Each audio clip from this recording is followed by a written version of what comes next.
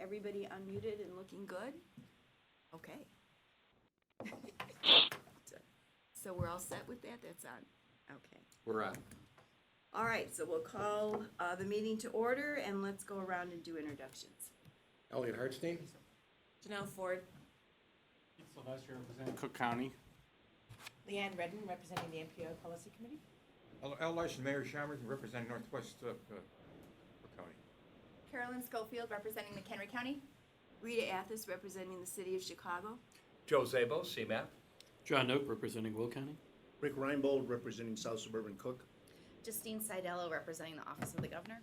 Matt Walsh representing West Cook County. Gary Ruppler representing Lake County. Great, thank you all. So under agenda changes and announcements, we have two really sad things to do.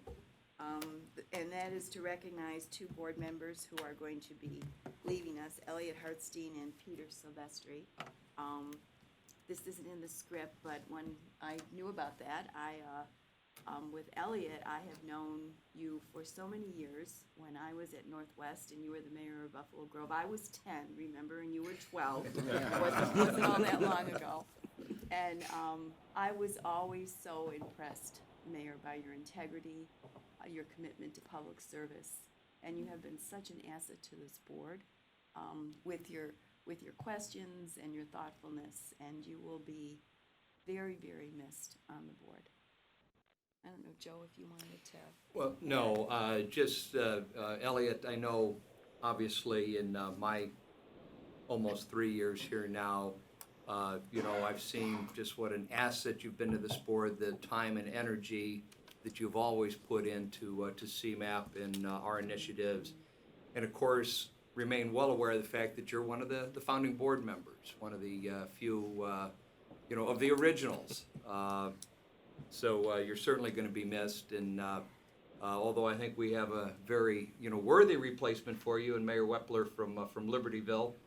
I've had the chance to meet with Mayor Wepler, and I believe he will bring your level of energy and commitment to the board, but certainly you will be missed.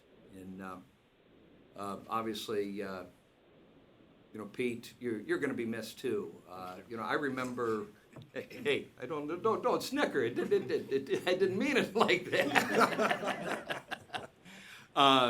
I can remember my time as a local mayor when you were, mayor out there in Elmwood Park, right? Right. Yeah.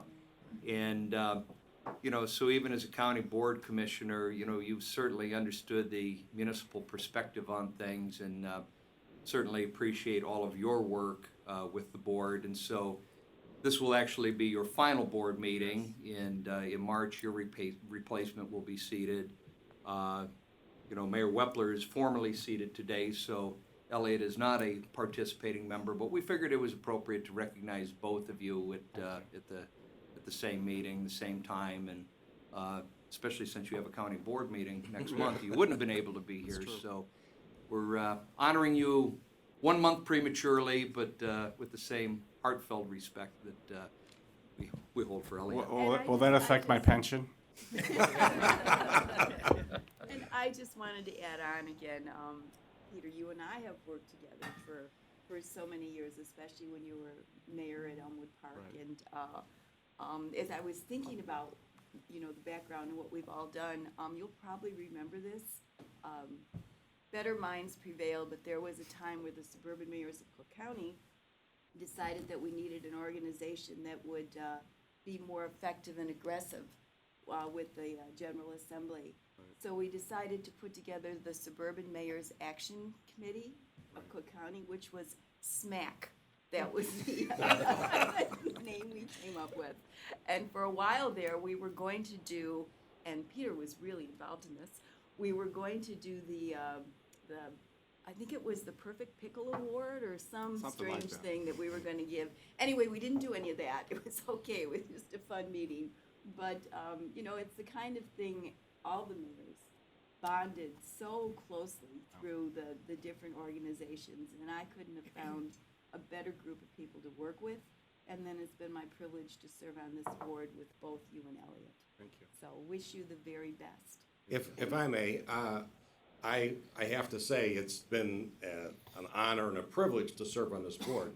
I can't tell you of any board that I've served on that I've enjoyed as much as working with the people around this table that are sitting here today and who've sat around this table with me over the last 12 plus years. And before that, even putting this organization together, working with the legislature. I'm very proud of this organization. I think it's second to none in terms of what it's able to do, what it will do, and what it'll continue to do. I really want to thank all of the staff on this organization, current and previous, who've put their hearts and their minds to making CMAP an organization that really can make a difference for the region. I thank them all for what they've done, and I thank them all for what I know they will continue to do. CMAP is a special place. I think when we talk about this particular board, you look around the table, we represent diverse portions of the region, and we also have diverse views with regard to our political backgrounds. But the beauty of this particular board, and what makes it so special, is there has not been any parochialism the entire time I've been on this board. There has not been any partisanship the entire time I've been on this board. Every single person around this table, for all the years that I've served, has always worked together hand in hand to try and make this region a better place. And so it's been a privilege and an honor, and I will assure you that I continue to applaud everything that CMAS does, and I will continue to do anything I can do to be of assistance to make sure I can contribute any way I can with the work of CMAP. It's an amazing organization, and it has been a privilege and an honor. Thank you.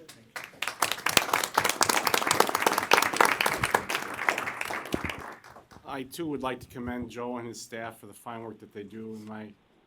From my perspective as a former mayor, and when I was the mayor, working with CMAP and subsequently serving on this board through the Cook County Board, I've always been impressed by the level of professionalism, and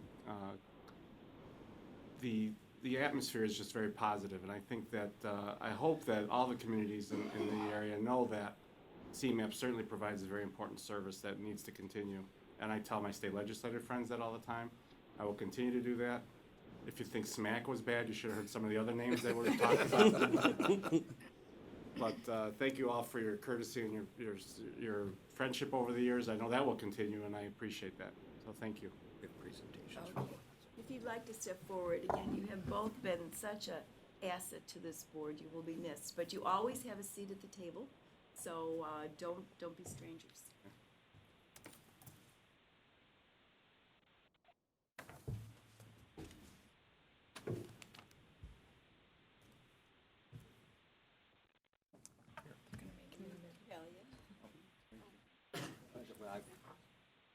Are you ready? Don't live stream Thank that. you. Okay, okay. 2, 3. Thank you. Thank you, gentlemen. Thank you. Thank you. You too. Hey, Joe, thank you. Oh, I'm sorry. Never cross times.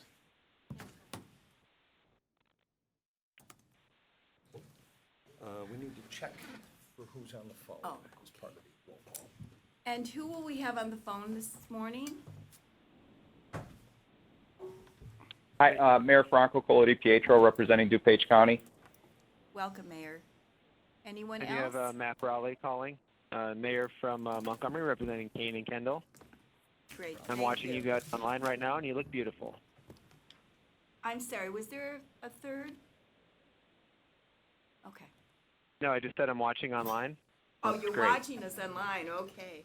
That's going to get confusing because of the delay, so you're probably going to have to choose which way you want to do it. If you want to participate speaking, you probably actually need to turn the live stream off and actually focus on the phone. Otherwise, the 7-minute delay is going to eat you up.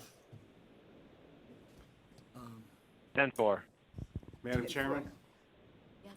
would it be appropriate to take a moment of silence in memory of Police Commander Bauer, who was killed yesterday in the line of duty? Yes, definitely. Thank you.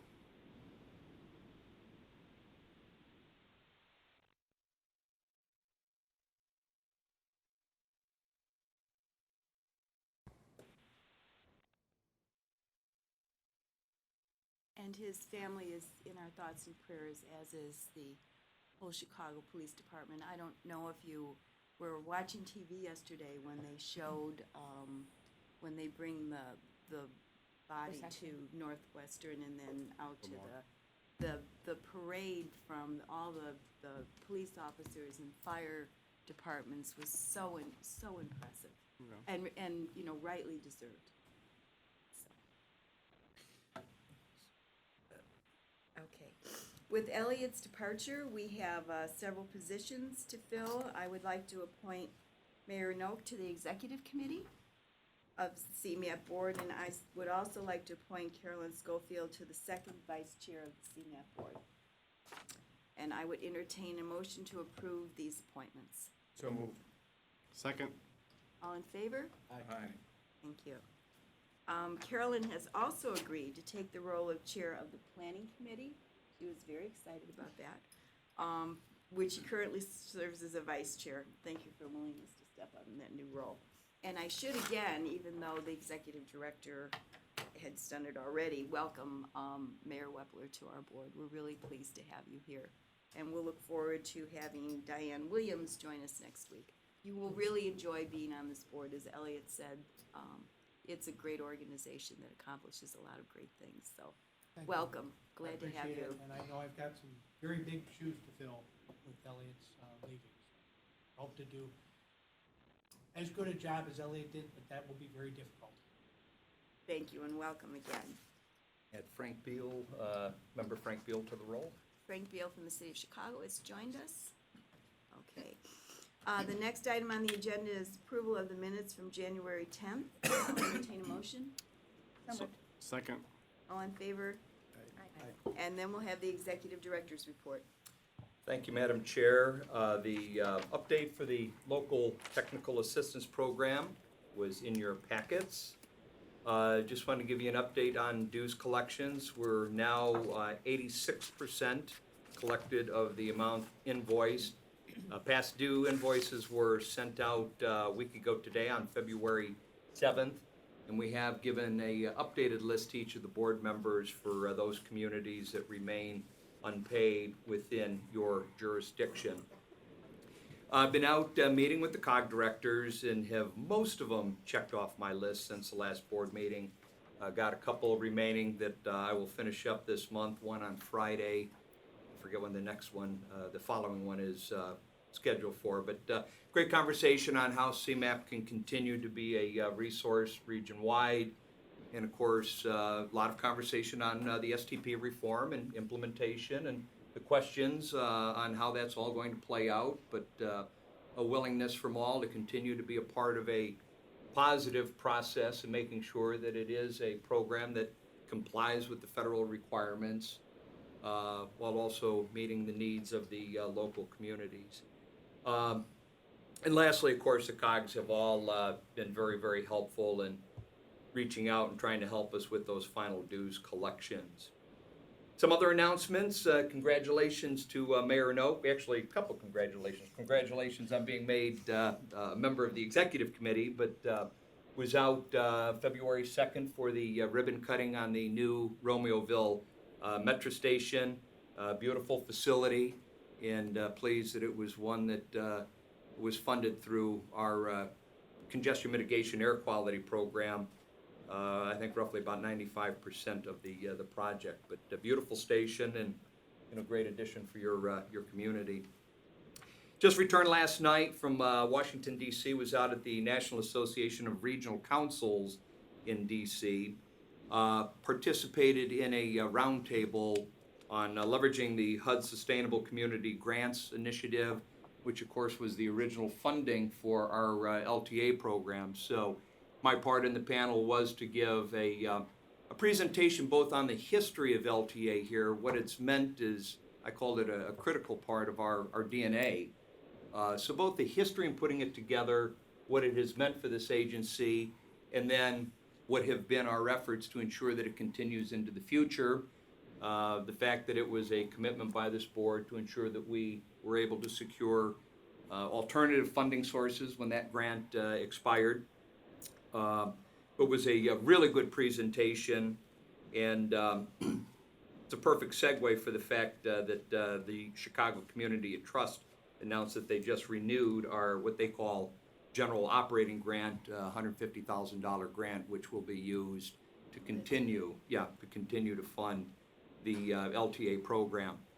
Interesting time to be out in DC. I won't say a lot. I know Tom will have a federal legislative report, but obviously with the introduction of both the president's budget proposal as well as the infrastructure plan, just a lot of talk about transportation and infrastructure funding. Our principles really informed a Sunday morning meeting I had with the other major COGs, to the point where they wanted a copy of the cheat sheet that staff had put together for me. So it's really going to drive what we hope is an emerging position from all of the major COGs. But I think, the good news is a conversation's been started on infrastructure. That is certainly good news. I think there's a lot of concerns with the details and how this plays out, but I'll leave that to Tom to get into in the federal legislative report. Back in January, on the 18th, I was honored to MC the launch of the Chicago Regional Growth Corporation at M-Hub. And, we just view this as a very important step as the region continues to develop a collective strategy that supports global competitiveness and business growth. So really looking forward to working with their executive director, Tom Holzman, as he builds that organization. And we have invited Tom to come in next month to make a presentation to the board to just really learn in greater detail about the efforts of the Regional Growth Corporation. We had our second meeting of the Revenue Subcommittee that Secretary Blankenhorn and Chairman Bennett jointly appointed. I think we're seeing an emerging consensus coming together on reasonably expected revenues and our forecast for on to 2050. More to come on that. And I also think that there is fruitful conversation, I'll put it, on a potential revenue package and a strategy.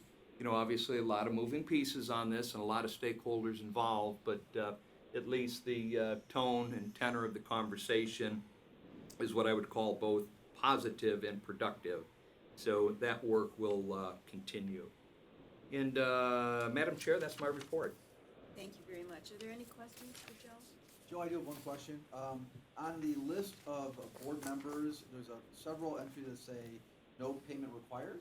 Yeah. That applies to a lot of our lists. Can you explain why certain villages or townships don't have to pay? Yeah, when the due structure was first put together and shared with the communities, it was a collaborative process. And so there were certain thresholds to where dues would be discounted, whether it was based on financial need was clearly one of the criteria.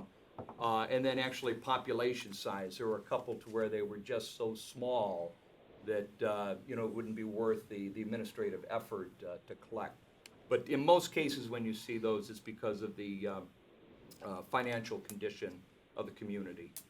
And so it was all a part of trying to balance the need of ensuring we had a legitimate due structure in place, satisfy the federal requirements, while also not trying to overburden the communities. What is the size required? What size? I don't recall, but I can certainly get that information for you. Boy, we worked through all this when we put it together, but it's been 2 years ago now, but I can get you an answer to that question. Just a quick question. You said 86%? 80, yeah, Is that as in terms of entities or as in expected revenue? total dollars. Total dollars. Okay, any other questions for Joe? And on the entities, it is truly just a small handful that are remaining. Most of the major players, the big ones, the counties, the transit agencies, thank you RTA, are paid up. And obviously the preponderance of the smaller communities are paid up, but there's a few stragglers that we still have to. I was just thinking more in terms of hitting budget more so than. Yeah. the other Yeah. stuff. Well, the good news is, it was because of the strong success in collections a year ago that we were able to continue to discount the dues and provide the credit.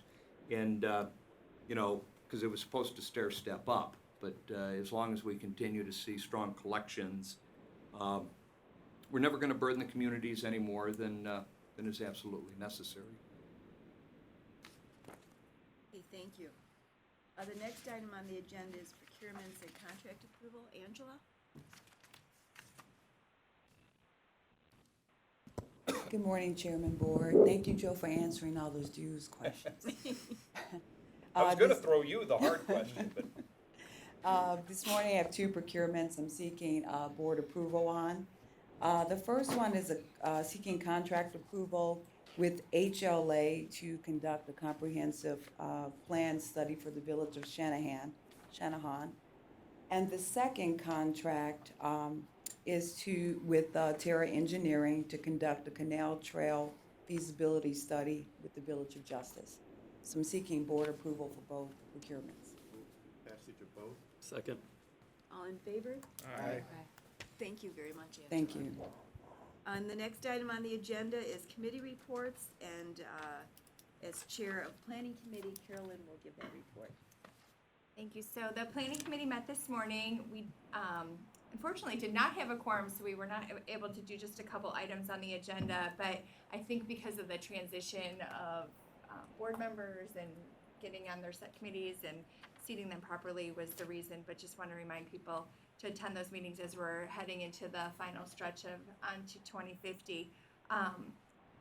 So what we actually did agree on, though, is that we're going to have to add a March 14th meeting in order to address all of the chapters that will be, the draft chapters that will be coming before the planning committee. And the planning committee will be the only committee that will see all of the chapters. All the other committees will see a minimum of 2, but we will be seeing all of them, so thus the need for an additional meeting. So we will be meeting in March, April, June, and September. And today we did discuss the land use recommendations, and we're given a presentation by Liz and Jonathan on that. And then we also covered the regionally significant projects benefit report that Claire gave us. So we are starting that. I just wanted to give the quick timeline to going back to the draft review. In February and March, we're going to have the draft plan sections. April, the proposed regionally significant projects list. And then June through August will be public comment and engagement. And then August, September, we're going to review the revised draft for the final adoption in October. So we have a lot to do. So I encourage the members of the planning committee to attend those meetings. Thank you, Carolyn. Are there any questions for Carolyn? Hey, thank you again. If not, we'll move on to 2050 corporate engagement. And Wait a minute. we have no, I number missed. 7. Oh, I'm sorry. Before that, we're going to do 7.0, the designation of the CMAP representative to the MPO Policy Committee.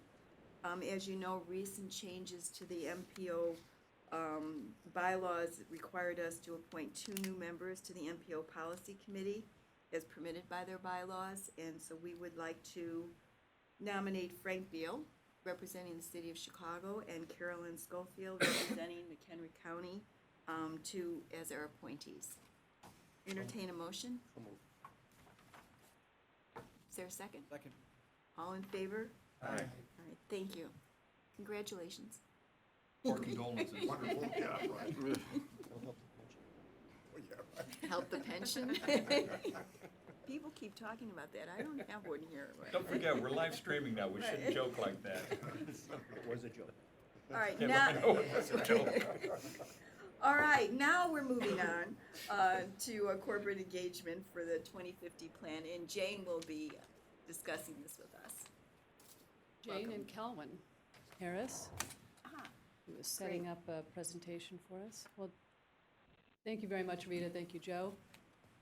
We have been expanding our engagement for onto 2050 to make the business case for onto 2050. We've been doing a whole lot of engagement with the private sector, corporate sector, and we'll give you a little bit of a preview of what we've been doing and ask for direction about where we can go next. All right, so while we set up our AV, can you guys hear me? Am I on tape? Cool. Kelvin Harris, work closely with Jane in our outreach. So as you know, we have throughout the course of the past couple of years we presented to you all some of the outreach we've been doing broadly for On to 2050. So been a really exciting time, gone to a number of organizations and partners all throughout the region, all 7 counties, from residents, everyday people living their lives in the region, to community organizations, schools, educational institutions, and some of our close partners like transportation providers and other planning agencies. Places, architectural organizations like Studio Gang and Canon Design, civic organizations and foundations, the Field Foundation right across the street, MacArthur Foundation, various chambers of commerce. And we're starting, we've already started some private and some corporate sector outreach, but one of our goals as we get closer to the ratification of On to 2050, we want to increase the strength of our private sector engagement, and particularly, so we've talked to partners like Boeing, ComEd, Google, Uber, and some less, brand name organizations, wanting to get them on board and make sure that they understand the value of regional planning. So, why do we care about corporate support at this point? We think it's good from an educational standpoint. We think it's important for them to know who we are, the value that we add to the region, how we can increase their competitive advantage. It expands the agency's network that we're always doing, particularly in the outreach team. And it demonstrates to our partners that On to 2050 has regional business support, and we think that's going to be important as we get closer to the adoption of the plan itself. So some of the places we've been targeting, and Jane's been doing a great job of going out to industrial commissions, business associations, large employers here in our region, and we're always looking for places that align closely with our work. And so that includes healthcare, tech, and logistics, and in addition to a number of corporate partners. So how have we done it thus far? Basically, working our own network. We have close partners in the legislature, as well as our usual suspects, sort of in our regular database, working with our staff and our board, obviously. Many of our committee members have helped us sort of mine for resources and partners. But we know that these relationships require multiple points of contact. And ultimately, our goal is to move beyond sort of the government affairs people that have been great in helping us, including our own government affairs here, Gordon and Anthony, but all the way up to the C-suite. And so we're looking for different ideas, strategies, and help as we move forward. So Jane's going to talk to us a little bit about what we've already done, and then sort of where we're going with next steps. So this part of our public engagement really amounts to us being salespeople. And to get in the door, we're asking businesses to really help us understand the challenges that they face in the way of mostly workforce development, transportation connections, and what's the value then of regional planning and how we can help. So what we're asking is just for a meeting, a 45-minute meeting. And once we're in the door, we present some of the materials that we have to offer. We talk about what CMAP is. We try to get information from them about some of exactly answering this question about the challenges they're experiencing. And then we ask them to think about then, on to 2050, think about signing on as a friend or supporter of the plan. Don't make a commitment yet because we don't even have a draft plan that's coming in June, and we'd like to then touch base with you again in June. So we're looking for multiple touch points with these contacts. And then we hope we'll get them on board in June with at least the draft plan, and then include them in the October launch event. So we're looking for a corporate private sector presence at the launch event as well, which we hope will then convey to our municipal partners that we've made the business case for On to 2050, that there is good reason for you as implementers to join us as well. So what we're offering them then is the opportunity, of course, to align with a nonpartisan regional government interested in economic competitiveness and equitable prosperity, the neutral observer in the room, and who wouldn't want to be aligned with CMAP, given all of that. So This is just a sampling of some of the groups that we've met with. We're targeting, as Kellen mentioned, some of the larger healthcare organizations. They employ thousands and thousands of people in our region, and they're also one of the growing job sectors. Their interests align very well with ours as they study the social determinants of public health. We're talking about livability and walkability, so there's a lot of overlap there, as well as some of these business associations, industrial commissions. So these have been really interesting conversations, and what we've heard from them so far is that they're all interested in that younger worker cohort at every level, including the tech types, and they've had varied success in attracting and retaining them. Motorola just moved, as you know, last August, 1,000 employees from Schaumburg to 500 West Monroe, and they told us that the location itself is the biggest recruiting magnet for them is simply at their location in downtown. Some of the other challenges are getting good people to good jobs. Some of the larger employers we've talked to have mentioned these transportation connections, preferences for public transit, and housing affordability, and the transportation mismatch, which one man meant is an issues with our hub and spoke system that doesn't adequately serve the suburbs.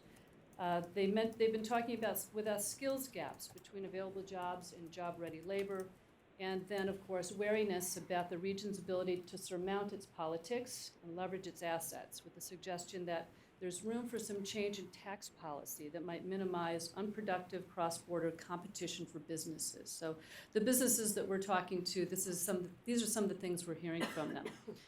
So some of the other things that we're able to do while we're in the room with these business interests are identify potential speaking opportunities for Joe and some of our talent pool in the office. We've been able to identify potential talent for our committees and our task force, and who knows what that becomes. And for the launch event itself. We've seen some really nice conference rooms. I can recommend the Shedd Aquarium's conference room to you as a potential venue for meetings. And then we're also looking for additional ways for corporations to perhaps support discrete programs like the FLIP program. And then we leave by asking, who else should we know? What are we missing? Who else should we be talking to? And so the next ways that we'll get in touch with these corporations would be then with the draft plan in June. We'll circle back around to them again and ask them to take a look at the draft plan, let us know what they think, but also at that point try to engage them in overt support for the On to 2050 plan. We've been inviting everybody to the launch event in October. It's going to be a big party. Who doesn't want to be there? And then what I'd like to do is ask you for some input and insights and leads for other potential corporate contacts that you might be able to recommend and make introductions for us. To that end, let me pass around my business card so that you know how to reach me. Names occur to you once you've left our offices. Thank you. Here.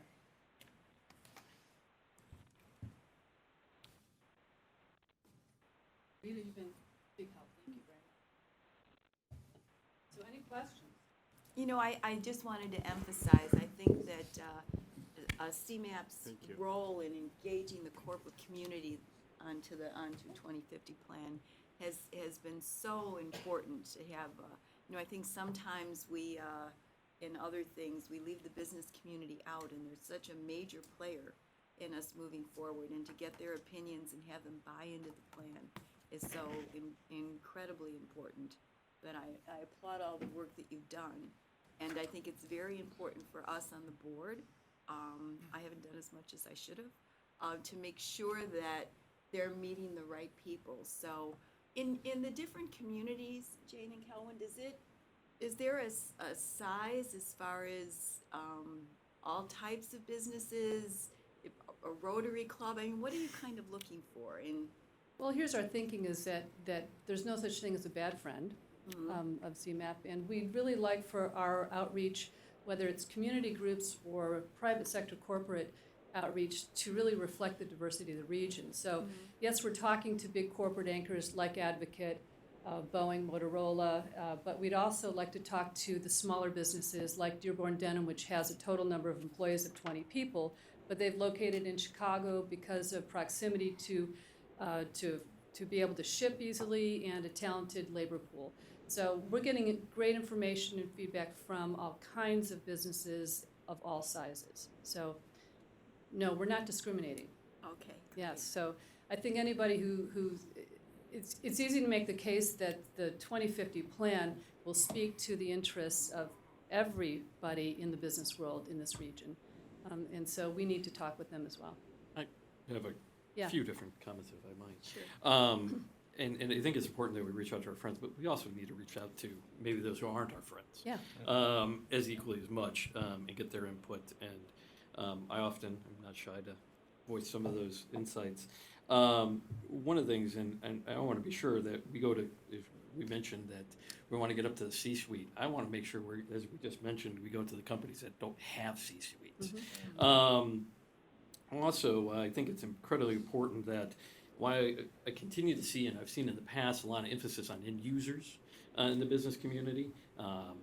Also, we often talk about what the goal here is. The goal here is also in those who build. And I want to make sure that we're reaching out to development communities, whether in any industry, whether it's in single-family housing, whether it's multifamily, which is incredibly active right now, and it's industrial developers.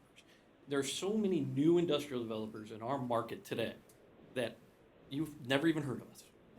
It's frightening to say, but there are a number of these associations, and I've spoken to a number of these associations myself.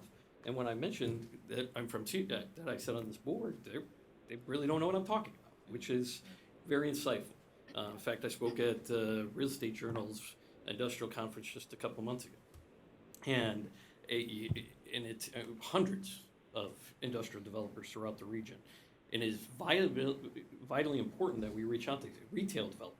I mean, the landscape of retail, and unfortunately we know it very clearly how quickly that is changing. We have to incorporate their thoughts into this. The people who ultimately will build new facilities or rehab or reuse have to be a vital part of this conversation. And so as much as we get to it, because it is a very quickly changing landscape. The players that are out there are not necessarily the players that were dominant the last time the plan was put in place. So, I encourage you, we have lots of conference rooms out and by me. I'd be happy to supply you with some very lovely ones. And I'm sure some of my colleagues throughout the region would as well. So if I can be an assistance in any of that, I would be happy to. But please, let's try and grasp all the individuals and groups out there that we can. So. Great, will do, and encourage you to be in touch and connect me to whomever you think is really important for us to meet with. It's a We great will point. pursue it. Yeah. Jane, Yeah.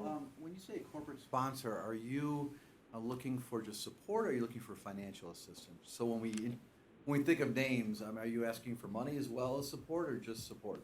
Well, at this point, we don't have a plan for anyone, a plan for someone to understand what 2050 is going to look like. We have the draft, so we're not asking for anybody to sign on and endorse the plan right now. There are opportunities, and there may be opportunities for us to pursue discrete funding, and we're looking into how that looks and what shape it'll take, and making sure that it aligns with the agency's interests as a public agency. So it's really about, at this point, relationship building, an understanding of who we are, what we do, and then an understanding of their perspective, as it relates to the work that we do. Fair enough, thank you. Yeah. Any other comments or questions for Jane and Kelwood? If not, Godspeed. You are both doing an amazing job, and we will definitely step up to the plate and help. So Great. We've got Jane's card.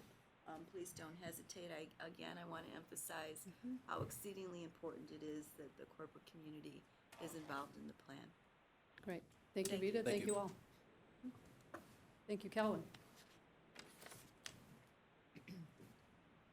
All right, the next topic on our agenda is, again, on to 2050, and it's about land use, and Liz is going to talk to us about that.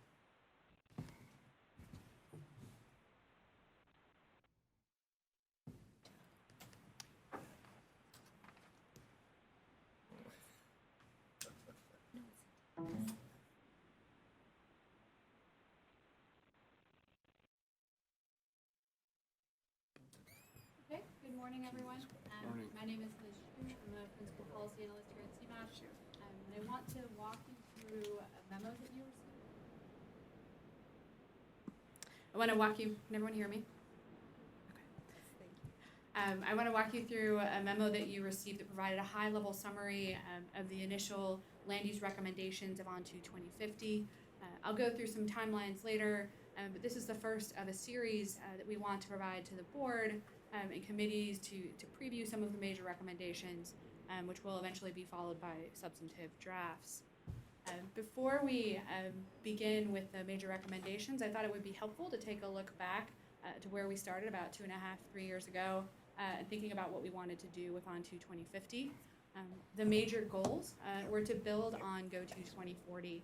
We heard very strongly from many of our partners that the goals and policies established by Go to 2040 provide a strong direction for the region. At the same time, we were tasked with exploring some new policy areas. You see this in our inclusive growth work, our municipal capacity work, expanded stormwater recommendations, and other areas. And finally, we were tasked with this idea of providing greater specificity, and I'll get a little bit today into some of the ways that we're thinking about that. At times, municipalities and some local implementers didn't always see how they could implement the plan, so we're working to provide better direction there. And also, we are looking to understand where in the region some of our recommendations might be most relevant, not just for municipalities, but broader coalitions of partners. So a quick note on the plan process. The yellow line marks where we are. We are marching towards a draft plan published for public comment in June. And over the next several months, we will be bringing the elements of the draft plan out to you and many other stakeholders.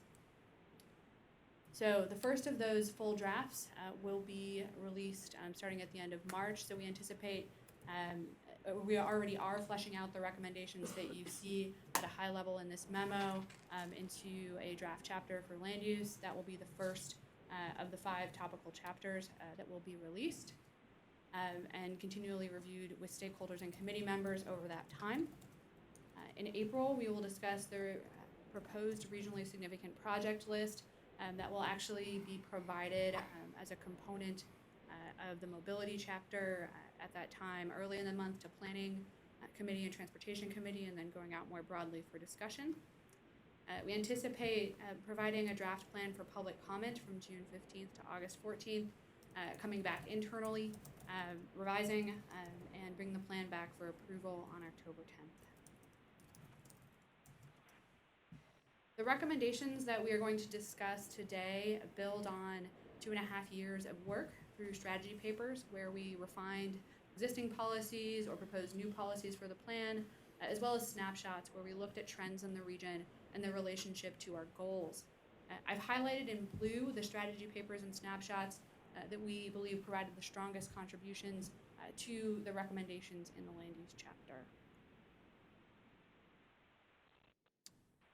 So before we talk about the proposed recommendations, it would be helpful to think about some of the challenges and some of the opportunities that we face. The challenges on this slide, I think, are not barriers to reinvestment or barriers to implementing the broad land use recommendations on to 2050, but they will change the way that we think about development in the region in the near and long term.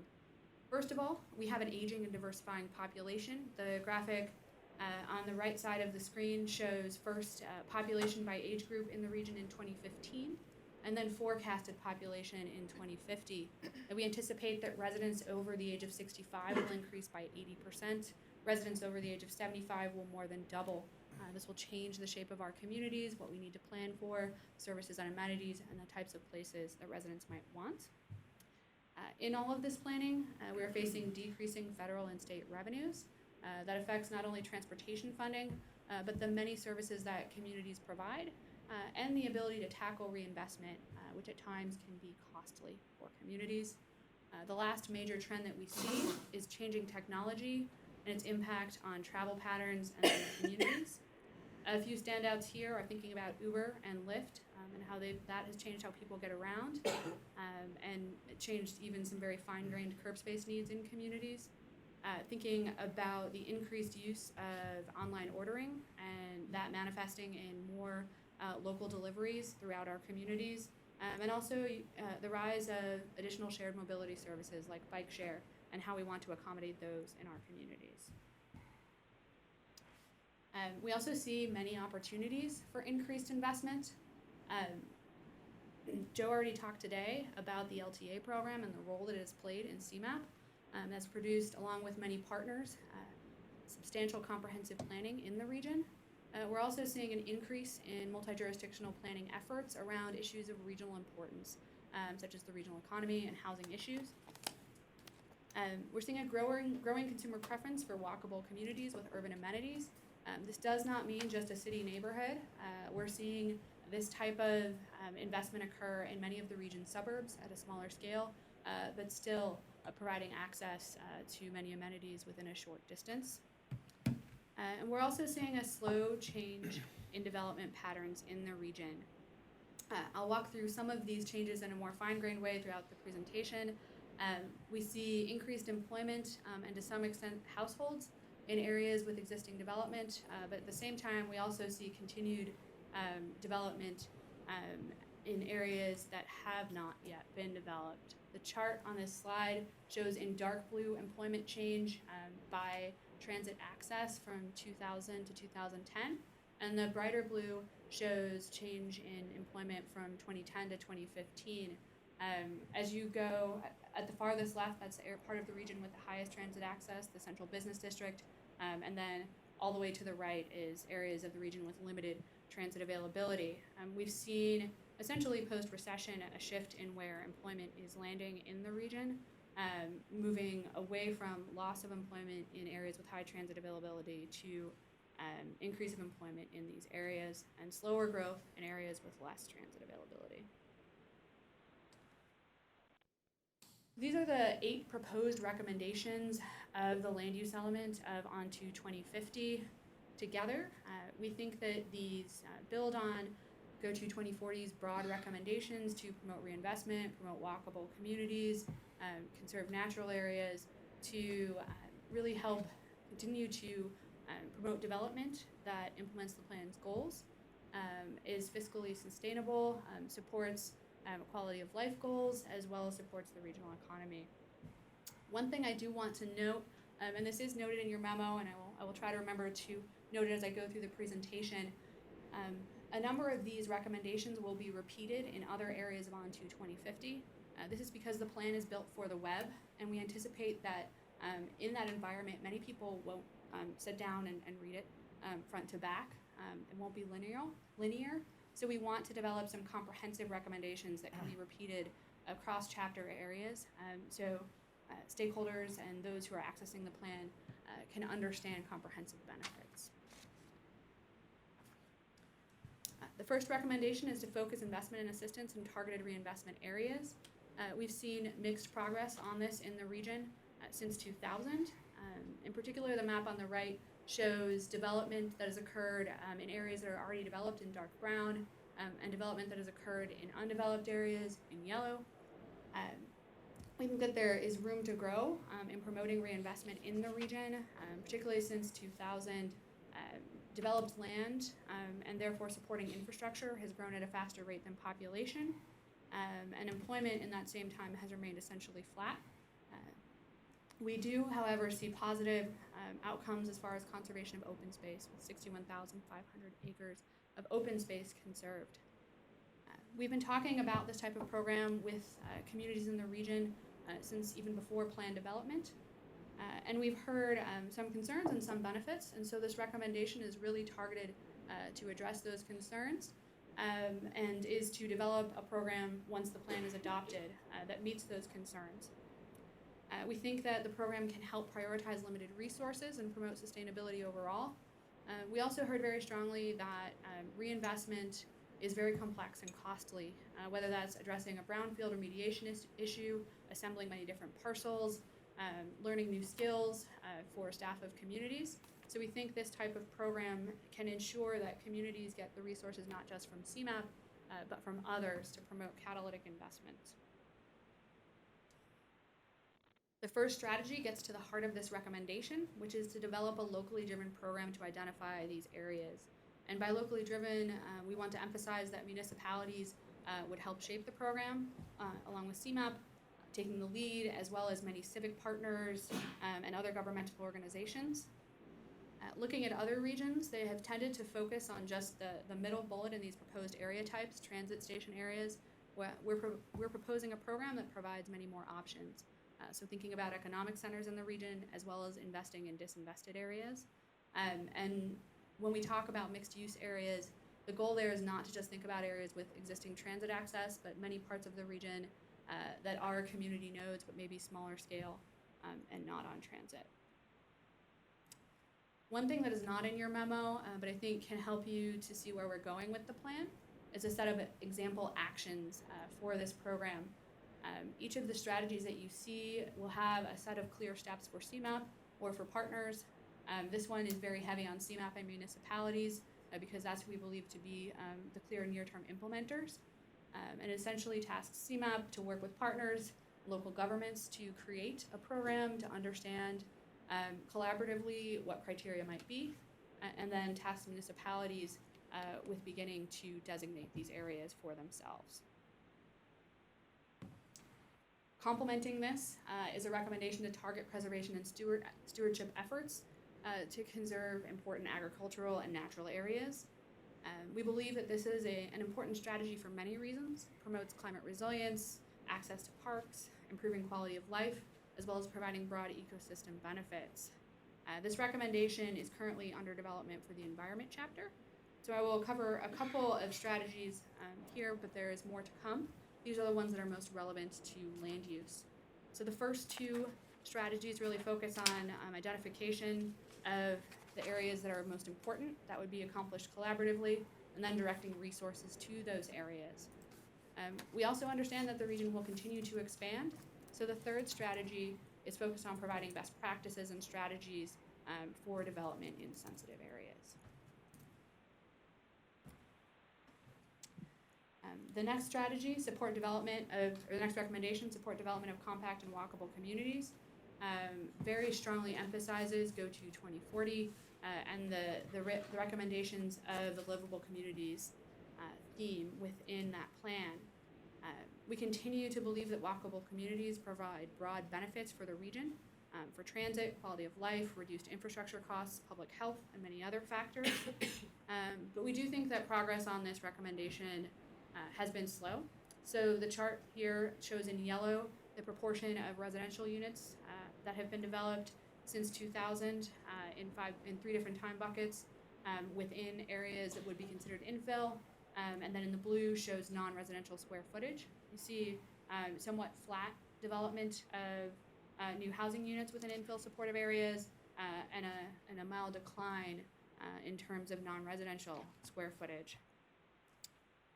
This is an area that RTA has also, or the intersection of land use and transportation and supporting transit is something that RTA has also highlighted in their strategic plan.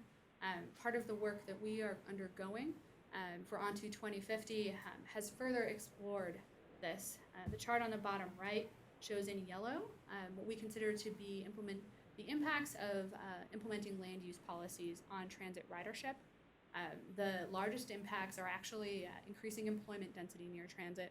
And this is something that we have not necessarily pursued strongly as a region. Much of the focus has been on housing, and we think increasing employment near transit is a major next step. The strategies within this recommendation reiterate and emphasize many best practices that are already in place in the region, as well as identifying some new areas for exploration, particularly adapting to that new technology, new ways of getting around I talked about earlier, and finding new ways to truly plan for future density. The next 3 recommendations that I'm going to discuss really focus on the interaction of the regional economy, land use, and the built environment, as well as tax policy. The first of these focuses on building a strong quantitative backbone into various planning processes to ensure that we are meeting regional goals, supporting communities over the long term, and providing strong economic benefits. In short, markets for any type of development or for any type of industry cross community boundaries. And there's an increased need to think about that in individual local plans. Many communities do this to some extent already, and we see many best practices in the region. We think we can expand and extend those practices to really focus our plans on what can be achieved. We also see a gap in planning for fiscal impacts, particularly over the mid and long term, and understanding the costs those might incur for communities. In particular, many communities face at various points issues with raising sufficient revenues to rebuild their infrastructure. So bringing these two things together, we think effective and realistic planning builds on market dynamics and development costs. The strategies within this recommendation, simply put, ask municipalities and other actors to more strongly incorporate market and fiscal feasibility. We see a strong role for CMAP and various other partners to provide best practices, supportive research, and other tools that can truly help communities do this. The next recommendation is to align local economic development planning with regional goals. Local economic development efforts have broad impacts on infrastructure, commute patterns, goods movement, and the regional economy. However, those economic development initiatives do not always consider or are not always able to incorporate broader goals. We see incentives provided both to support goals. The chart on the top right here provides a summary of some case studies we completed a few years ago. We see some very positive outcomes, such as supporting transit-oriented development, supporting mixed-use development, affordable housing. We also at times hear that competition between municipalities can lead to incentives being provided when a business might have located within the region either way. So there are recommendations here to really target incentive provision and make sure that we are achieving local goals and regional goals. Broadly, we think that increased coordination on economic development will make the best use of the limited resources that we have. As I mentioned earlier, we have decreasing federal and state resources to help planning practice, so making sure that we are collaborating and targeting our efforts. The strategies here help implement that, ask communities to proactively coordinate, to provide incentives based on alignment with their goals and the potential outcomes that they want, as well as implement best practices in terms of ensuring that businesses do meet those goals. We have tasked CMAP and others with helping municipal staff learn how to implement these strategies. The last recommendation in this trio is to develop tax policies that support successful communities. Broadly, we believe that municipalities should have the ability to generate revenue that supports their own goals. The current revenue system does not always do that. Some land uses clearly provide much more fiscal benefit than others, and so communities might have trouble supporting the infrastructure and service needs of, for example, industrial development, given the current tax system. In other cases, some communities can get stuck in a cycle of low revenues and high tax rates, which current distributions can limit their ability to escape from. The map on the right shows state disbursements to the region's municipalities. State disbursements cover a broad range from sales tax to income tax and additional revenues. The communities in green are within 20% of the median. The communities in orange are more than 20% below the median, and the communities in blue are 20% above. We're proposing that more communities should not be significantly below the median per capita revenues, which would help them be more sustainable over the long term.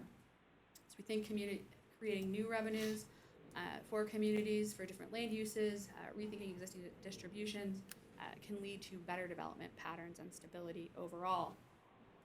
The recommendations here are a package of strategies to help develop new solutions, reform existing policies to promote fiscal sustainability, and also encouragement for municipalities to implement user fees more fully to create sustainable revenues.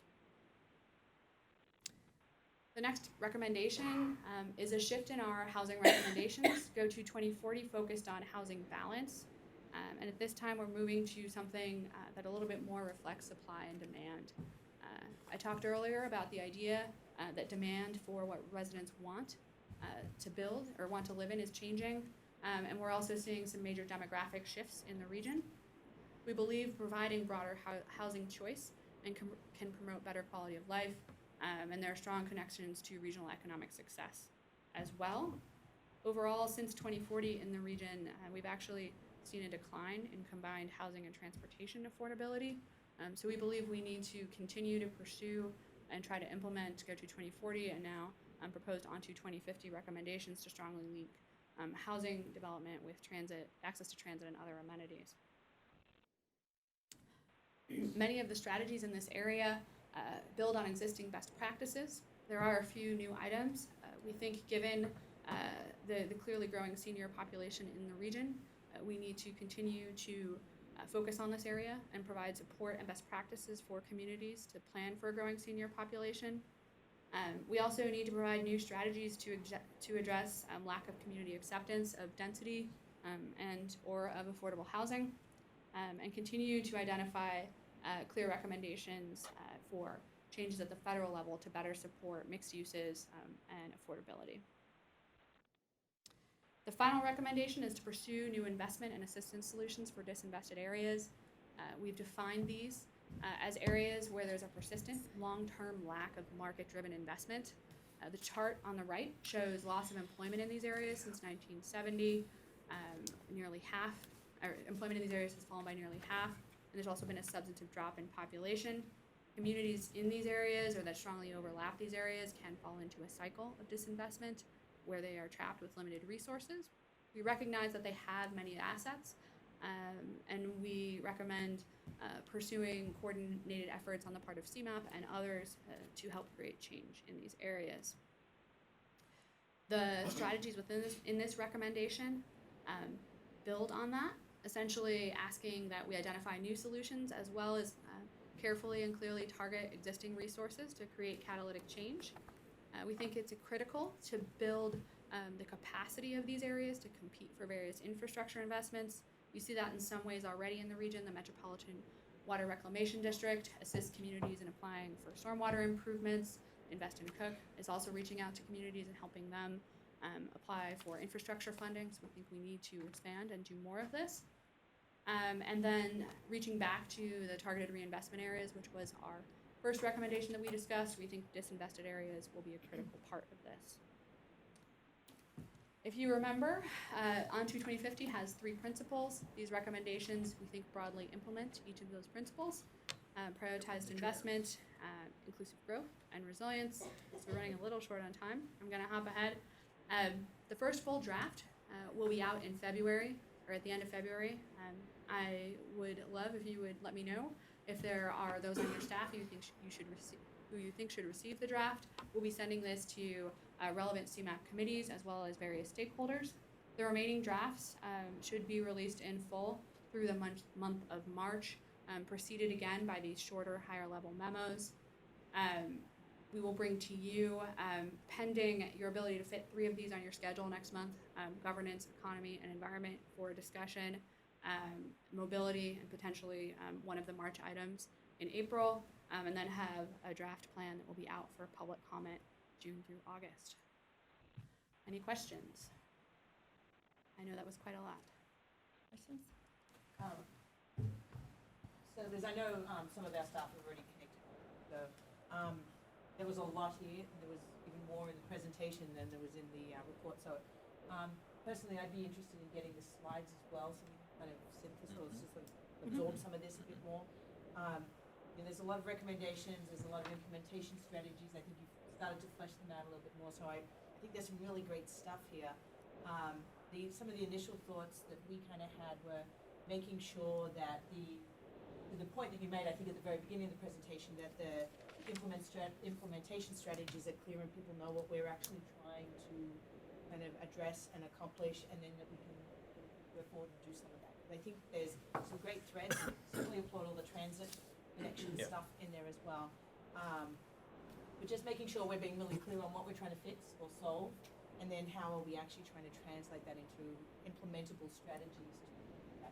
Because that was sort of confusing, not confusing, it wasn't fully fleshed out. I know you're just starting this, but we'd be happy to sort of further engage. felt a little buried in the volumes? Well, from just the memo, it was a little like, I'm not sure where all this is going or what this really means. The presentation, I think, started to help, but I know there's a lot more to come, so we're just sort of offering to participate.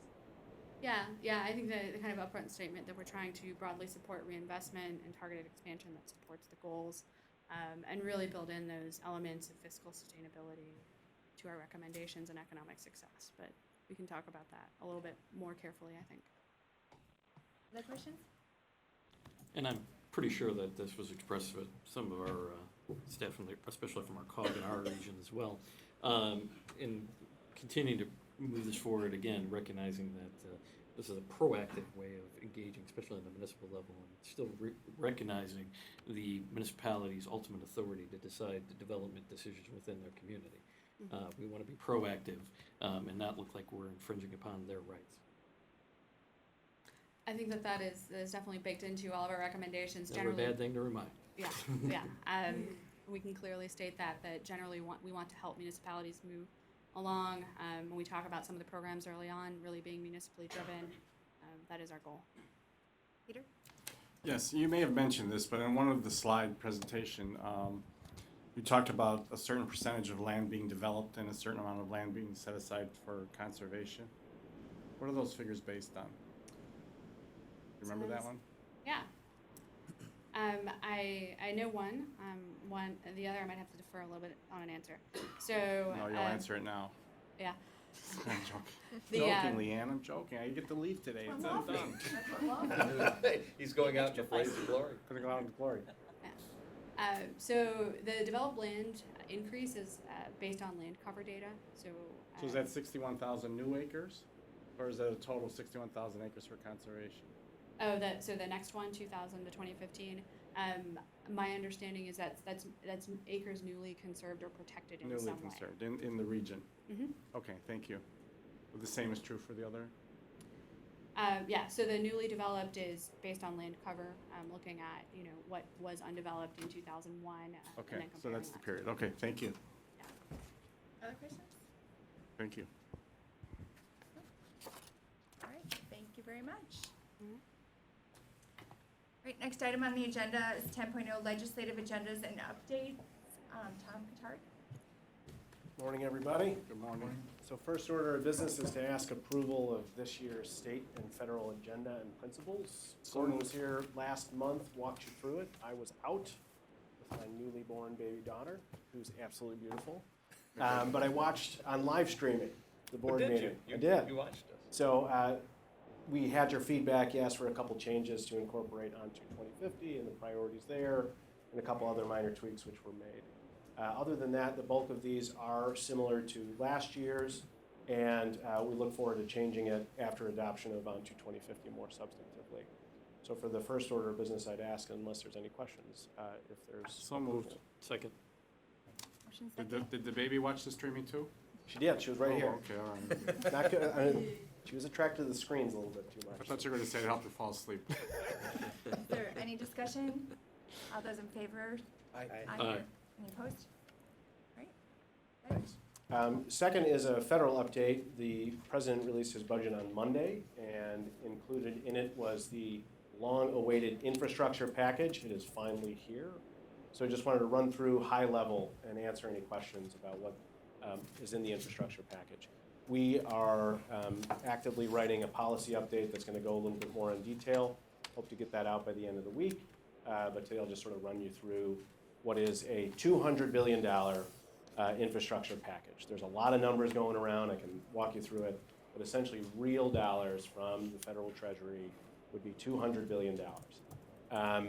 High level, the infrastructure is defined very widely. This is not just surface transportation. We are looking at things like broadband, wastewater, flooding, inland water navigation, brownfield development. So this is not just a transportation infrastructure package proposal. Secondly, there is no pay-for this proposal.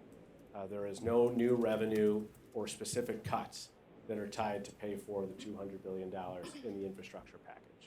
There is no highway trust fund fix. The highway trust fund is going to face insolvency again in FY 2021. We wanted to spend just what we're spending now over the next 10 years, We need an additional $143 billion in new revenues to do so. This $200 billion is not at all related to that. So actually, there's a $143 billion gap while they're calling for another $200 billion. The proposal has 4 general sort of ways to spend the money. The first is what's called an incentive program. That's half of it, $100 billion put out for grants by DOT, EPA, and the Army Corps of Engineers. It is not articulated how much any one of those agencies would have. And again, the infrastructure definition, very broad. So how much of this is going to go for broadband, how much of this for mass transit, unknown. Interestingly enough, what's in this proposal is a flip of the traditional local federal match. Highway funding in particular, mass transit formula funding is often an 80-20 match. This would be a 20-80 match. And the scoring of projects, while sort of discussed in the principles but not very well defined, essentially has most scoring of all projects based on how much money you have locally, where more than 2/3 of the scoring will be based solely on that. So the way that I've sort of described this is there was a project in Alaska about 15 years ago, the Bridge to Nowhere, got a lot of attention. It was a $300 million bridge to an island with 300 people. If they had $100 million or $200 million worth of oil royalties ready to go, that project could get $100 million in federal funding from this program, whereas a brand new flyover for the CREATE program or a mass transit extension that might have half of a local match would lose out in the competition. Also, there's a cap on this, any state getting more than 10% of this money. So that's generally what they've talked about, and that's $100 billion over 10 years.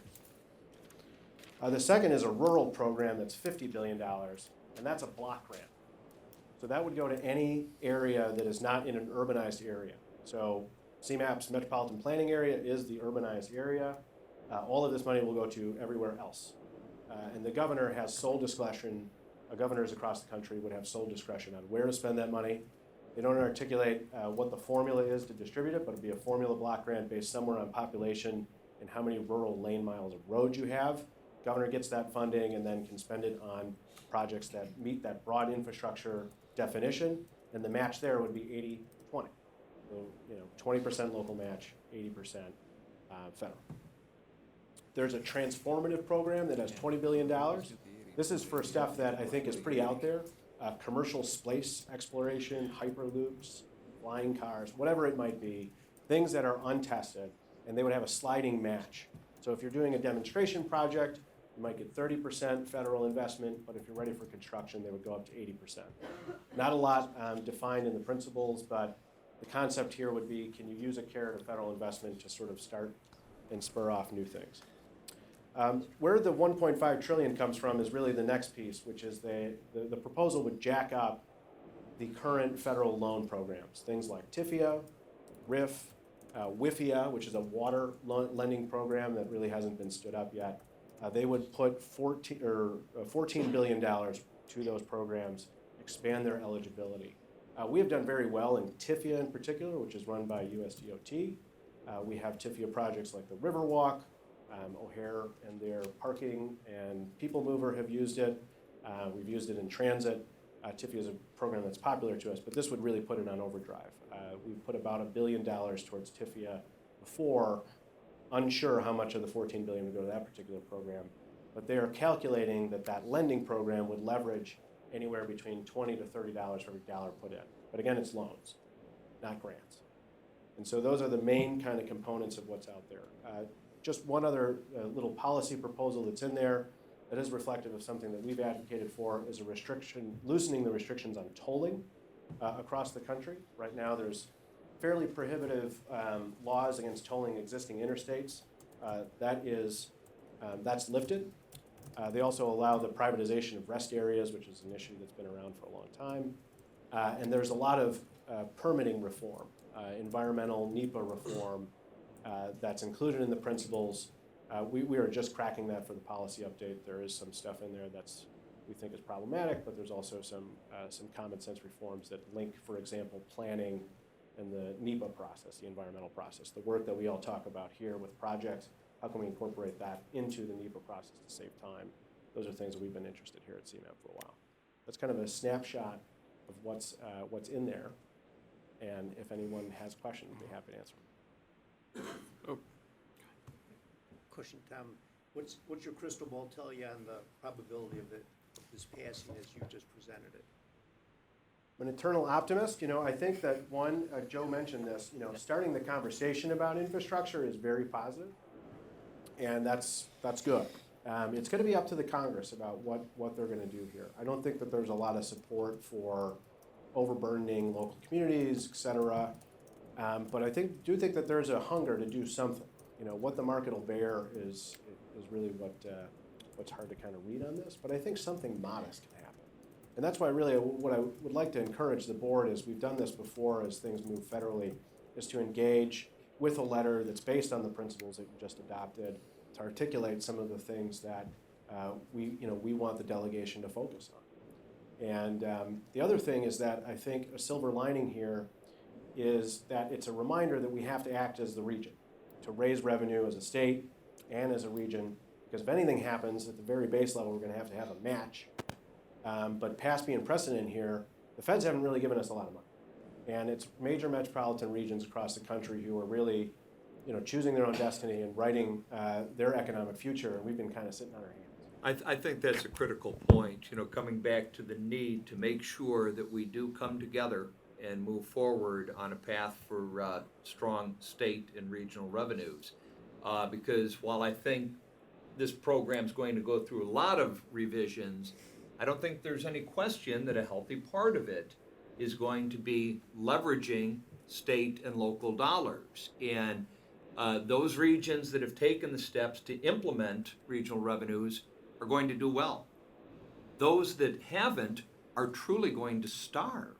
And so I think this really does bring forward a sense of urgency in coming together on consensus for a path for strong state and regional revenues. Just a few more comments from some of the conversations while I was at NARC. USDOT presented on a panel yesterday, and again, keeping in mind that I think everybody views this as the start to a conversation. Tom touched on the fact that they're talking about liberalizing tolling on existing interstates, and the comment was, "We're not advocating for it, but we'll let you talk about it." The same thing for the gas tax, and this is progress. While they said they are not openly advocating for an increase in the gas tax, they're allowing that conversation to take place, and that is certainly progress. So, the flip to 20% federal versus 80% local and state, obviously, I think to most of the players that's viewed as a non-starter, but I think we have to be prepared for the fact that whatever the ratio does end up, it's going to shift. It's likely going to shift in the days of, 80% federal and 20%, state and local funding, I think are numbered.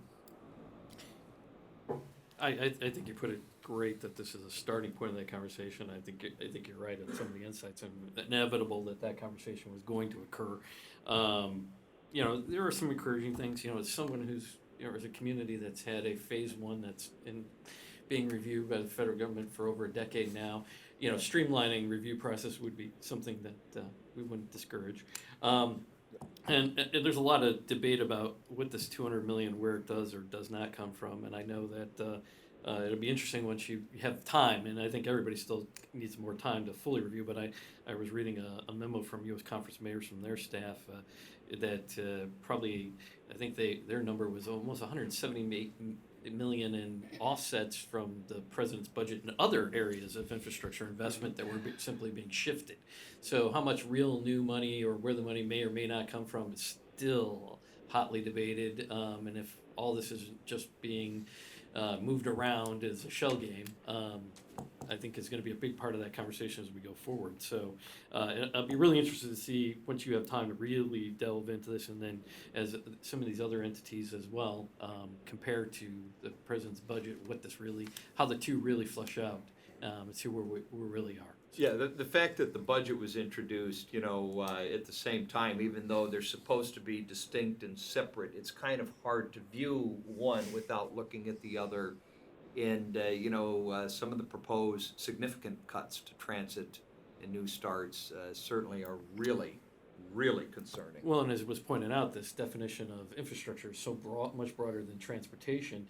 Even the offsets that are being proposed in other areas of the budget for infrastructure that were traditionally there to support projects throughout, whether it be water infrastructure, broadband, any number of different initiatives. So once it's all said and done, it'd be interesting to see what the true analysis is. Other questions? Thanks, everybody. I don't have who's doing the state. 11, Brian Daly. Did we do the state one too? Oh, state, state was, did we have a state legislative update? Oh, the update is that the budget is released at noon today. Stay tuned. The governor will be back next month with a list of bills that we're. So should we include 1 and 2 in the first motion? Motion. Yeah. Do you want the state one at We this need to point? adopt that one too, yeah. I'll amend my motion to include both 10-1 and 10-2. And I'll second that. Okay, all those in favor? Aye. Okay, thank you.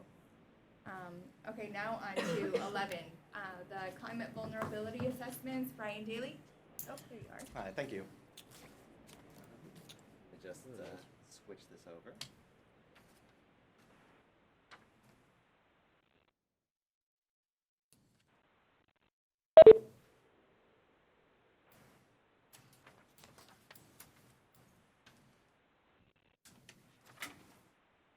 Thank you. My name is Brian Daly. I am an associate planner in the planning division here at CMAP. And thank you for the opportunity to join you today to talk about, on Valentine's Day, the perfect pair, climate science and local planning. This is a project that we've been working on for the last year or two with some partners of ours. It's a project funded by a grant from the National Oceanic and Atmospheric Administration to the American Planning Association with a goal of incorporating local climate science to help communities plan for climate extremes. So APA received this grant from NOAA, and they brought us, along with the Illinois State Climatologist Office, on board to help. APA has found through their work with local planners throughout the country, but particularly here in the Great Lakes region, that climate science and data are rarely being used in local planning projects. So the goals of this project were to identify what types of climate data tools are out there, to understand what barriers exist to using that data and science that's available in local plans.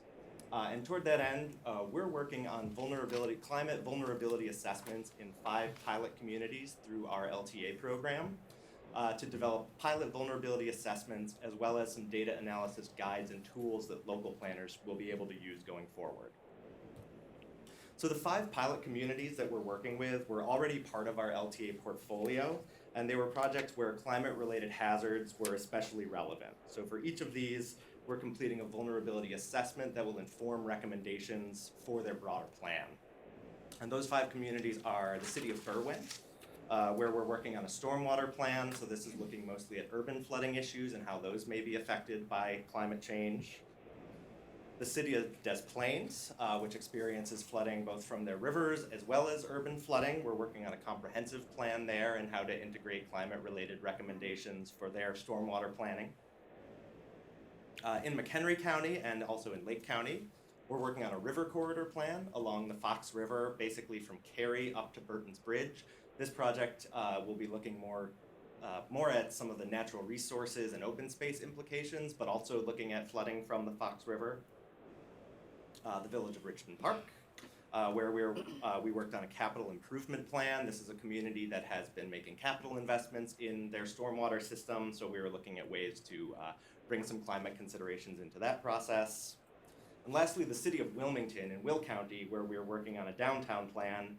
Their historic downtown is located right alongside the Kankakee River, so there are some flooding considerations there as well. This is a great chance for us to apply some of the strategies that we've been developing as part of the ONTO 2050 process about climate resilience. We issued a climate resilience strategy paper. It was one of the first strategy papers in ONTO 2050. And that includes several recommendations for how to boost resilience through local planning. And what we mean when we say climate resilience in this context is the ability for the region and its communities to both prepare for and recover from acute shocks and chronic stresses, and transform its infrastructure, natural systems, and social structures to be more responsive to those natural shocks and stresses. So this is just a brief listing, not comprehensive, of some of the examples of the ways climate data can help inform local planning. It can help to help communities make decisions on where to site their critical facilities, planning for transportation impacts, assessing where vulnerable populations are located within a community that might require some additional programming or planning to address their vulnerabilities, and how to prioritize capital investments based on these considerations. Climate change necessarily involves some uncertainty, but planners are always dealing with uncertainty. So we think that by providing better data and some guidance as to how to use that data in a planning process, we can help communities make more informed decisions based on some of the likely projected futures. Based on conversations that APA had with planners, there were a few key gaps that we wanted to explore how to fill. And one of those gaps is what data to use. There's a number of different tools that are out there that can give you climate projections for different areas, but they aren't necessarily designed for planning practitioners. And we wanted to take a look at some data tools that might be helpful. One of the most straightforward ones is from NOAA. It's the Climate Explorer. It's part of the US Climate Resilience Toolkit. Anyone can find this on the NOAA website or through a Google search. And it's a pretty simple interface that gives you some pretty complicated data. If you put in your zip code, it'll give you county level projections for a variety of different climate conditions. Without getting too deep into what those projections are, this is just an example of what it would give you if you were looking up DuPage County. This is a range of temperature projections. The red is for a scenario in which emissions continue to increase into the future, carbon emissions. The blue is for a scenario where the emissions are lowered or the rate of increase lowers. And this is just to show that the projection under either scenario is for an increase in temperature. And this is your annual average, but you can also look at it broken down by what month we'll see different changes, what season we'll see different changes, as well as how many days you will have of very high temperatures or very low temperatures. You can also look at data on precipitation. This is a major consideration in climate-related planning in our region. This is looking at how the monthly average will change. And it's a little hard to see on here, but the important thing to look at in terms of precipitation is not just the total annual precipitation and how that's projected to change, but how that change will be distributed during the year. So what you'd see here is that you'll see a higher rate of precipitation especially in the fall months. So that's to say that in the summer months, even though the annual precipitation is projected to increase, drought in the summer may still be a concern because more of that precipitation will be happening in the fall, winter, and spring. So both of these projections obviously require some amount of familiarity with climate data, what these different scenarios mean. So it's not a perfect tool. It's also not very locally specific. So one of the things we wanted to do was provide some tools that look a little more locally at how these impacts might be felt around the region or in local communities. So we have some tools that CMAP has prepared themselves, ourselves, that help us plan for local impacts. So when we talk about temperature, we can say temperature is projected to increase by a certain amount looking region-wide. But this is a map that shows how temperature differs in different parts of the region. And this is at the regional level. You can see that the red is hotter. It's hotter in the city. The blue is cooler in some of the areas where there's less development that's taken place. So we can't say that one town or one part of town is going to be X degrees hotter in the future, but we can say we expect to see a general warming trend, and that based on land use, tree cover, and other local factors, certain places will experience that general warming trend more severely or more acutely than others. And this can help a community guide its decisions about where they want to install green infrastructure, where they want to plant street trees, and things like that. We also have a couple of maps that look at susceptibility to flooding, to two different kinds of flooding. We have one map that shows areas that are more susceptible to flooding from our rivers. That's this one. It doesn't show you too much at the regional level, but when you zoom in on riverfront communities, you can see some detail. And this is a map showing susceptibility to urban flooding. And again, we can't say exactly how much more the risk of flooding is going to be in specific points within communities, but we can say that precipitation is expected to increase, and that means more rainfall is going to be concentrated into a few severe storms, and that the parts of a community that are currently more susceptible to flooding may be experiencing more flooding pressure in the future. Vulnerability to climate change is not just about natural hazards. There's also a social component. So we've also been looking at some of the mapping that CMAP has done as part of our inclusive growth research. That research has shown that households that are economically disconnected are more broadly vulnerable to many kinds of stresses and shocks, including natural hazards. So in our assessments, we tried to identify areas that have both vulnerable populations as well as increased exposure to some of these natural hazards that are projected to increase. So to quickly go through what this looks like in a vulnerability analysis, I'll show you a few images and just talk a little bit about how we did this in the city of Wilmington.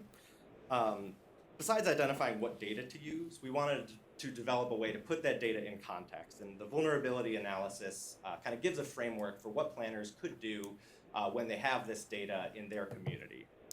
So it breaks it down in terms of key findings, and then a section that discusses climate and natural hazards. What natural hazards are present in a community today, how climate change is expected to affect those hazards. And then the real heart of the assessment is this vulnerability and risk assessment, where we look at where those impacts are happening in a community, where facilities, key infrastructure, and transportation routes are located, and how those factors will interplay. So we break it down into critical infrastructure, including transportation, but also water, wastewater, stormwater systems. We also look at social vulnerability and the economic impact. So for each of these analyses, each of these assessments, we have these three main categories that we look at. This is a map that shows downtown Wilmington with the Kankakee River to the west. There's an island in the river that is mostly parkland, and then the heart of downtown is just east of the river. And this is a map that shows where the floodplain is, as well as what parcels are part of that floodplain and where buildings are located, just as a way to sort of show what parts of the built environment might experience flooding from the river in the future. Flooding and erosion pose significant risks in downtown Wilmington. And also flooding poses a risk to the transportation system. This is a community where the bulk of transportation is through personal automobiles, and there are certain key routes through the city that can sometimes experience flooding that might disrupt that transportation system. And then this is a map showing, this is a zoomed in version of that heat island effect, the temperature vulnerability map. There's quite a bit of open space in downtown Wilmington, particularly on that island where they have a large park. But then the heart of downtown you'll see is sort of, it stands out as being in red there. This is a plan, as a downtown plan, that has a big economic development component. The city is interested in boosting its downtown as a pedestrian-oriented, walkable retail area. If there are going to be more hot days in the summer, it will be important to provide street trees and other green infrastructure in that area to make it more comfortable for people who might be walking through it or walking from store to store. So those are some of the things that we found when we were working with the city of Wilmington. We also are looking at some things that aren't as easily mappable, but like their surface water supply. They get a lot of their drinking water from the Kankakee River. So we talk about both how that is a more resilient way to get drinking water than places that are more dependent on groundwater, but there are also implications from land use about the quality of the water and investments that may need to be made in water treatment and purification. So we get into that a little bit as well. The remaining steps are completing our pilot vulnerability assessments, all of which should be done in the next month or two. And then we'll be moving on to further partnership with APA on developing the data tool and guidebook that APA will work to spread to their members throughout the Great Lakes region. We can publicize it among our members here in the 7-county region. APA will be developing some webinars and conference presentations to talk about the lessons learned and what sorts of best practices we've learned from this project. So thank you for your time. I'd be happy to answer any questions that you have about the project or what we've been doing so far. Questions? I just have one quick question. I know you were working with a lot of the local planners. A lot of these entities also may or may not have their own standalone emergency management agencies. It may be useful if you haven't already, reach out to if they have directors. It varies. They may have a good amount of insight. It may be useful information to them as well. Yeah. But I think you might find an interesting, additional perspective that can be useful in the process. Yeah, that's a great point, and I think that's one of the reasons why we were excited to do this as part of one of our regular planning processes, where as part of our standard practice, we're talking to municipal staff, seeing what kind of plans and processes they have on their books, whether they have a hazard mitigation plan, because there's a lot that we can gather from looking at these online data resources, but there's a whole lot more that we can get from talking to people who've been working on the ground. That's a great point. Yeah, certainly. In our case, we're fortunate enough to have a staffer on an individual on staff that runs our emergency management agency. And that may be a good thing to too, is also if we survey out there to see how many do have it and what degree.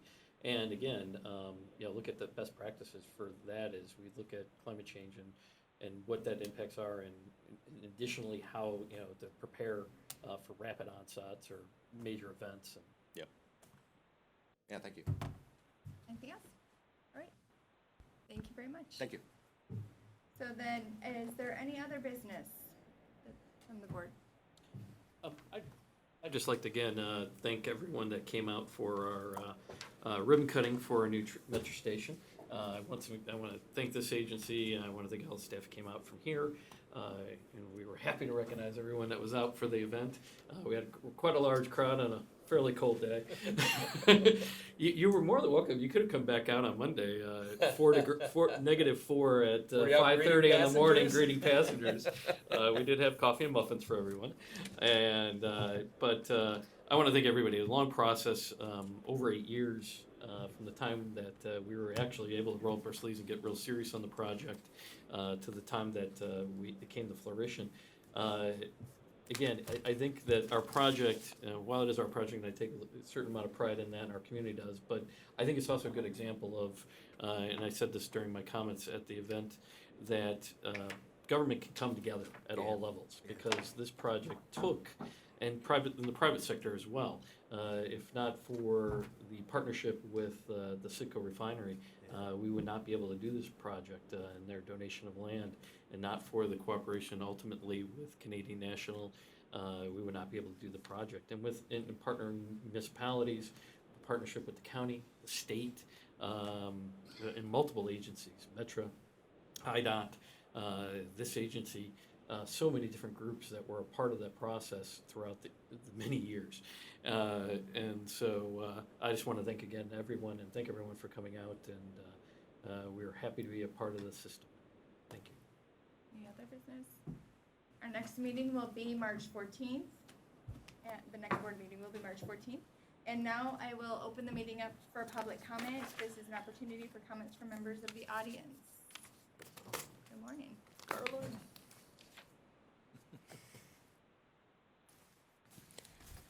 Hi, Garland Armstrong.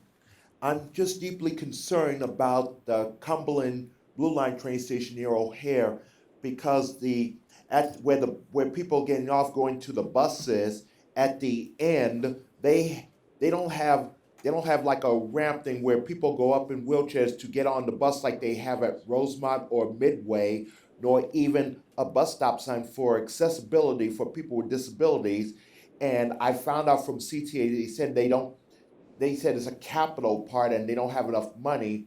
So, and I think with RTA and then CMAP, I think they need to go out there at Cumberland and see how people with disabilities want to get on there, but the buses have to go all the way to the end, pull out that ramp, and then with my wife's wheelchair, I have to pull her from behind or push her forward. So I think they need to look at that, work all together to see how they can fix that for the disability part, so when they get on there, because it's gonna be a problem, because they can't even step 1 foot on that island there. So I think with you and then RTA and CTA all come together, we should go out there at Cumberland Blue Line train station by the Kennedy, should check on that, and I took some pictures of it, and I think y'all should definitely see it firsthand, because me and my wife been there many times, and I think y'all should definitely get involved in it as soon as possible, because the disability community is relying on it, Yeah. and they're counting on y'all, because sometimes they just feel like, what's going on, and why they didn't do it like they have at Rosemont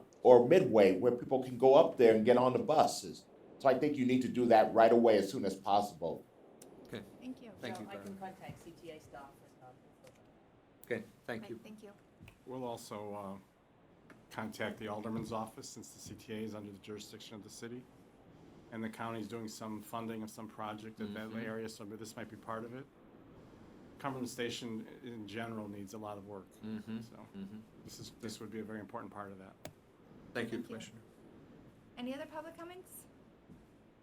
All right, I will now like to entertain a motion as the board needs to adjourn to an executive session to review minutes of prior closed session meetings under the Open Meetings Act, Section 2C21. Second. Motion is second. All those in favor?